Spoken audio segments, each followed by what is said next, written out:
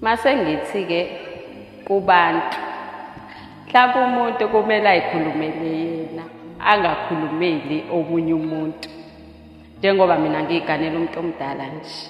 Mina lo muntu omdala ngimgane, angiphoqwanga umuntu. Ngiyamthanda, uyangithanda.